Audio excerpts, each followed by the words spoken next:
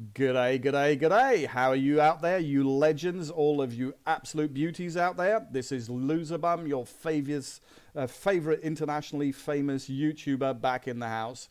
As you can see, I'm outside in a wonderful early summer here in Australia. Summer is starting. We're about 30 degrees now. In another couple of months, we'll be at 45. Everything's going to be on fire, and there will be hordes of snakes with deadly funnel-web spiders on their back. It's fantastic here. You should come. I've been busy, that's why last 10 days since the last videos, I've been out there doing a bit of surfing, bit of water skiing, lots of barbecuing, a bit of golf, and no, not golf, that's not cool enough. No, I've been shooting sharks with lasers, that's what I've been doing. And I thought, yep, it's about time to go back to my fan base and provide them with some quality content. You can see here, I'm outside, I'm in wonderful Hyde Park here outside in the beautiful capital of Australia called Sydney, and outside can only mean one thing. It can mean we're going to do some Pokemon. Oh, wait, sorry, what? Oh, I'm getting a message from the voice in my head. What, really? No, what? Okay, the voice in my head says that Sydney is not the capital of Australia, that it's actually Canberra. Canberra? Really? Come on, I'm Australian. I don't believe that. Have you checked Wikipedia? Yeah, all right, don't shout, don't shout. So, Sydney, in spite of being a fantastic city with a great opera house, is not the capital of Australia. Some people claim it's this dumb place called Canberra. That's neither here nor there. As I said, we're outside, we're in the park, and park means Pokemon Go, because I found something out. I've been playing Pokemon Go for a really long time. I got Pokemon in my collection, which are from July 2016, so well over 3 years old. And I've always been doing the silly thing, or the same thing, which I think all beginners do, is like, you know, I've got all of these Pokemons. Which ones am I going to keep, and which ones am I going to trade for candy? And I just took, you know, do like this, sort them via combat points and keep the high ones and keep the low ones. Well, I always suspected that wasn't quite right, and I found an article. I'll put the link down in the comments for you. Remember, link down in the YouTube comments where you can read up on it of a better way to find out which Pokemons you should really keep if you want to have the best battle deck. And it's become a lot easier in one of the recent builds. Like 3 months ago, it was still harder, but now it's easier. So let's just sort alphabetically. So we have some which are the same. Perfect. Up here, I have 2 IPOMs. So normally, if I wanted to evolve them or boost them, power them up, well, I'm going to invest my candy on the one with the 991. This guy's got more than twice as many combat points as this. Well, it turns out that is not the right thing to do. If I go to this IPOM, the big one with 991, bottom right, I click on the menu and I don't click on transfer. I click on the one above, appraise. Before, he used to do a whole text, "Oh, this is the biggest Pokemon I've ever seen." Yeah, that was useless. You didn't know what it meant. But now, if you just tap on the text, he just does this and gives you exactly what it is. So along the 3 axes of attacking, defending, and hit points, this IPOM is like pretty good on attack, okay on defense, and only average on hit points, which gives him a total score of 2 stars. If I go back out around, and I grab the other one, the one with 484, so only half as much, and do the same thing, this guy has got almost 2.5 attack, 2.5 defense, and 2.5 hit points, which gives him 3 stars. His score at the top here, hey, it's clever how my phone has a mouse cursor on it. Pretty hassy, LuzrBum, advanced technology. But so, even though this is not a great score, with what he has down here, if I evolve him and then especially keep powering up, he will ultimately wind up a better Pokemon than the other guy who is now stronger.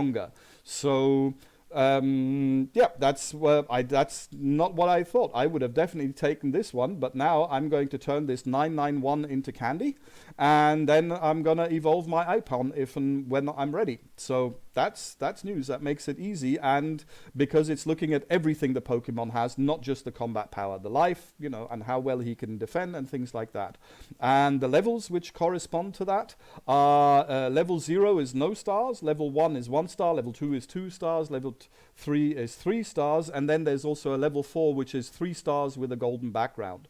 And a way to search these is if you go to this little magnifying, this search icon at the top of your list, and let's say I want to see only the 4-star Pokemon, so the one which have 3 stars and a red background. Oh, I don't have any of them. I gave them away to my fans. It's not because I'm bad at Pokemon. No. I'm really good at Pokemon Go. It's just I don't have any.